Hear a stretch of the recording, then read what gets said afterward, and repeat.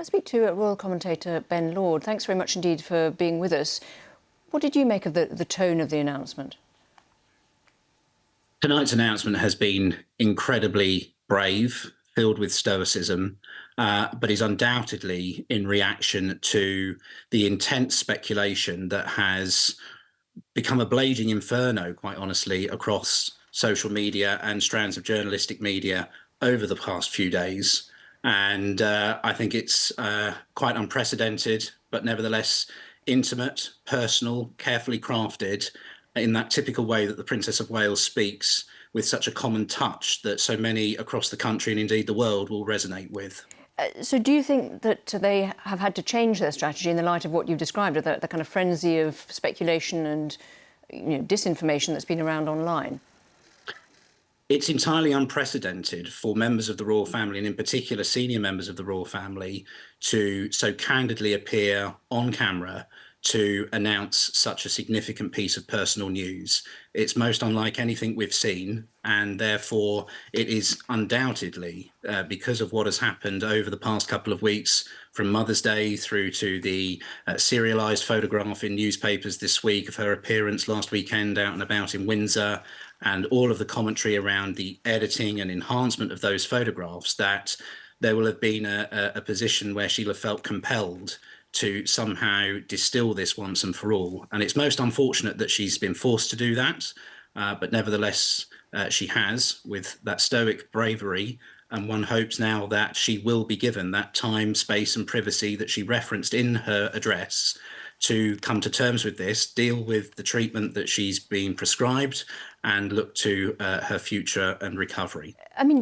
because the context is also that we've had even earlier this week an investigation being launched into alleged unauthorised attempts to access her confidential medical records at the clinic she was treated at. Do you think that by putting this out there in the public in this way, that kind of intrusion will die down, or do you think that we're in an era where actually that sort of thing will continue to happen? I think matters surrounding the royal family, it's not foreign that there has been intense inquisitiveness around their lives beyond what we see publicly for some 30 or 40 years and beyond. It's just as technology and the media has evolved that the inquisitiveness has increased. Therefore, people will, it seems, stop at no boundaries to see what they can serialise, see what they can find, to be able to then thrust into the public domain. So it's probably without surprise that with those governance issues that the London Clinic are investigating at the moment, that that will have played a part in the announcement that was broadcast tonight. And tell us a little bit about her support network. I mean, she mentions in her statement, she says, having William by my side is a great source of comfort and reassurance too, as is the love, support and kindness that's been shown by so many of you. And presumably also there's her immediate family. Tell us a little bit about how they operate and how they would rally around in a situation like this. I think it's quite clear throughout the time that the Princess of Wales has been a member of the royal family that she and the royal family have very much included her own family, the Middleton family, into their world and made sure that they are protected and cared for and looked after accordingly. So it's quite clear that the princess's own family, she has a close relationship with her mother and her father and her siblings. They will all be wanting to rally round her and support her accordingly, just as much as what the immediate family on William's side will be doing as well. So I think we can very much expect that they will be on hand, close by. But nevertheless, this is quite unprecedented for the Prince of Wales to be enduring right now. Not only has he had to provide that additional support following his father's cancer diagnosis, but now he's faced with doing the same with his wife, whilst maintaining that public outlook and that public duty that he does, but at the same time feeling it very much as a husband and a father to protect and care for his family as he needs to in their hours and days ahead. And on that, as a public figure, as perhaps one of the most public figures in the country, how difficult will it be for him to access the kind of support that other people might get, that families might otherwise get when there's a cancer diagnosis, for a relative? Do you think that that's something he will get? And also, there's also the situation where he's no longer that close to his brother, who one might think at that time would be a source of support, as you say, when his father's cancer and his wife has cancer?